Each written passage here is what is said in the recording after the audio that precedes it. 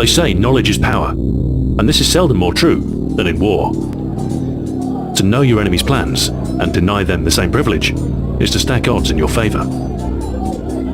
Military cryptography has a history as long as any signal corps, from the simple ciphers used by the ancients to more complex electromechanical devices of the 20th century. One such machine was the German Enigma. It resembles an over-engineered typewriter, but the encryption it provided for the Nazis proved tough to break. Plaintext is passed through a scrambled pathway, a series of rotors set to a secret configuration each day. Orders, locations, or mission details could all be safely transmitted over radio with no fear of interception. Without knowing the machine's state, translating a coded message back into a readable form would have been almost impossible. Almost. Its complexity was such that mere manpower could not solve it within any reasonable time. To crack the code would require a mechanical mind instead. The first successes in cracking Enigma belong to the Polish Cipher Bureau, but much of the wartime glory is attributed to one man: the brilliant mind of Alan Turing. Known for his pioneering work in the emerging field of computer science, he found himself at Britain's code-breaking centre at Bletchley Park. It was here that he and his team achieved the impossible. A machine was made that could unravel the German ciphers, leaving their private plans laid bare.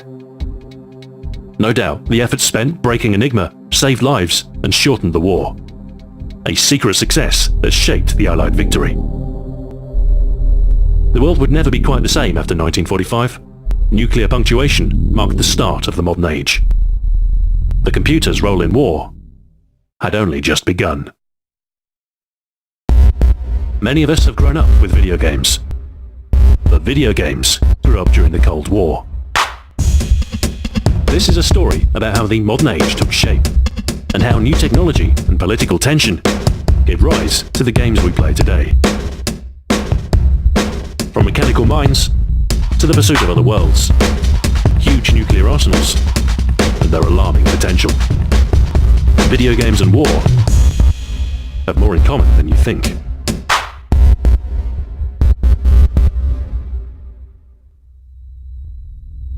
The aftermath of World War II saw Europe in ruins, and two new superpowers emerged in the stead of the old: the Soviet Union and the United States.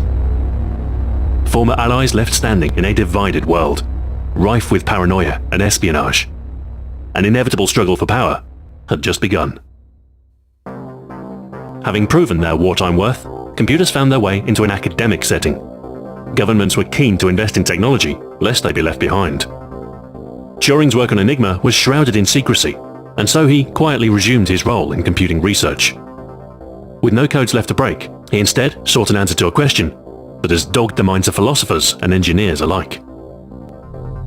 Can machines think? Turing's approach to artificial intelligence was a pragmatic one. A convincing opponent need not think like a human, only behave like one. He devised a method to evaluate AI ability, a blind test in which a neutral party poses questions to both a computer and human participant in an attempt to discern which is which. He called it an imitation game, but we know it better as the Turing test. The game A Veil between machine and mind. The Mechanical Turk was a marvel of a machine built by Hungarian engineer Baron Wolfgang von Kempelen.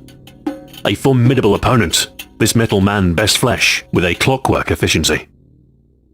It was all a fake, of course, but the idea of an automaton opponent, a thinking machine, was fascinating.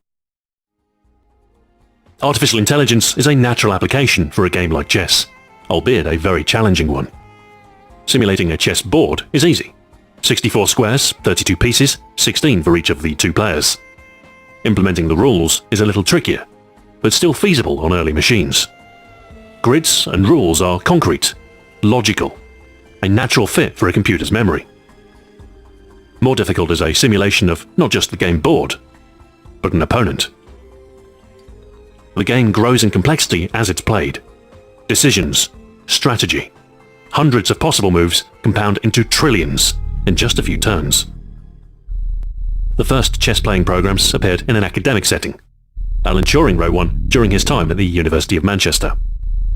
Dubbed TurboChamp, it started life as an algorithm without a computer, a theoretical implementation only, but a working one nonetheless. In 1951, Christopher Strachey developed a program to play the simpler game of drafts, and Dietrich Prinz implemented a practical chess algorithm that could solve mate-in-two problems.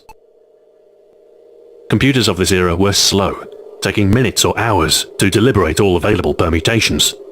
But these early programs sowed the seed for later AI routines, including those that found their way into video games. Hunt the Wumpus was originally written in the BASIC programming language in 1972, and was later adapted for a number of other platforms. The premise is straightforward. You are in a labyrinth comprising multiple chambers, one of which is occupied by a monster. As the title of the game implies, you must navigate the maze, avoiding hazards such as bottomless pits and bats, and hunt the Wumpus. The catch is that you must do it by smell alone. If you stumble into the monster, it's game over. Instead, you must fire your arrows blindly into an adjacent chamber. If you strike the beast, you win. But if you don't, the Wumpus will move. A very simple program, but from its few lines of code, emerge a virtual adversary. Governed by simple rules, yet affording an interesting challenge to the player.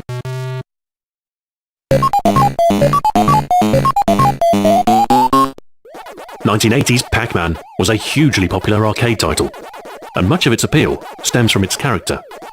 The yellow circle section was the star, but the four ghosts who chase him were each given names and a different behavior.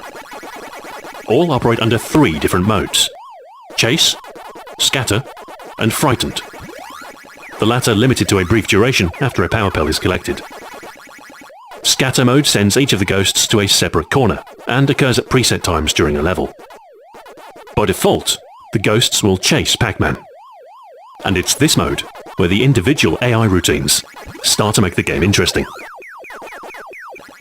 The red ghost, also known as Blinky, is the most aggressive, making a beeline directly for Pac-Man's position and speeding up as dots are consumed. Pinky attempts to ambush the player, targeting the position 4 squares ahead of Pac-Man's direction of travel. Light blue ghost Inky has the most complex targeting, seeking the tile opposite the red ghost's position relative to Pac-Man. Effectively a pincer maneuver designed to trap the player. Finally, the orange ghost Clyde will target Pac-Man directly, until he gets too close, in which case he'll retreat to his maze corner instead.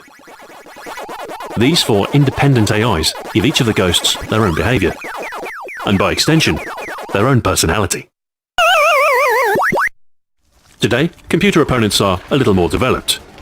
Far from perfect, but still capable of some surprisingly human maneuvers. They perform best in games with a rigid rule set with discrete turns, scaling from the simplest, such as the perfectly solved tic-tac-toe, to the greater scope of grand strategy games. A computer opponent can prove formidable to play against, but a human player can exploit an AI player's predictability to their own advantage. Some games feature more adaptive intelligence, shaping their own algorithms based on previous input, allowing for growth over time and the potential to overcome previously failed objectives. However, such techniques are difficult to implement and come with potentially unwanted side effects. There's nothing worse than a neurotic machine.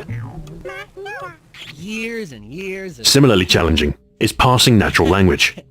Computers struggle to understand English, much less compose a cogent response. This is fatally apparent in early text adventures. Only a sanctioned list of keywords are permitted, and attempting to interact with characters in any way outside these bounds is often met with disappointment. Real-time decision-making is an essential part of first-person shooters, with reactive enemies more satisfying to kill than static targets. Smaller touches, like when the monsters fight each other in Doom, can be quite effective. A reaction to unexpected circumstances, and a break from relentlessly targeting the player. The radio chatter of the enemy soldiers in Half-Life gives an insight into their mind. And while such a stream of consciousness isn't entirely realistic, it is nonetheless satisfying to hear their panic when you toss a grenade in their direction. Like Pac-Man's ghosts, diversity in the enemies you face can make for more interesting battles. The varied makeup of the Covenant in Halo helps communicate expected behavior. The smaller grunts are tough in larger groups when led by an elite, but decapitate their command and they'll disperse, rendering them less effective. Even the stalwart elites can be broken. Get too close and they might reposition, a contrast to the relentless assault more mindless enemies might offer. AI remains an emerging field, and there are many challenges left to overcome. But within the context of games, the ability to provide a simple opponent is very valuable. The best AI is invisible. The illusion of intelligence only breaks down when an opponent does something stupid. Without it, single-player games would be a hollow experience. No challenge, no surprise, no real opposition. Silicon versus flesh, man versus machine. In 1997, IBM's Deep Blue, a supercomputer, was able to best chess grandmaster Garry Kasparov. This was the first time a world champion was defeated by a computer under regular time restraint. And it wouldn't be the last. Upon its victory, Deep Blue ranked upon the fastest machines on the planet. But today, you can find a similar amount of number-crunching power in your pocket. With the right application, artificial intelligence is smart. And it's only going to get smarter.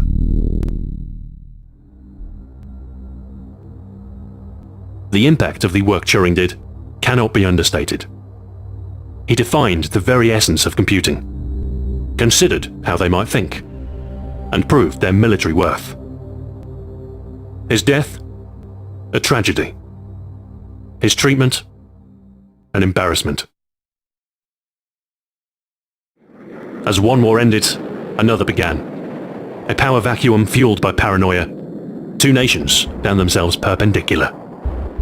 American individualism versus Soviet collectivism. Blue versus red. Us versus them. Coming up in part 2, Dreams of a Distant World.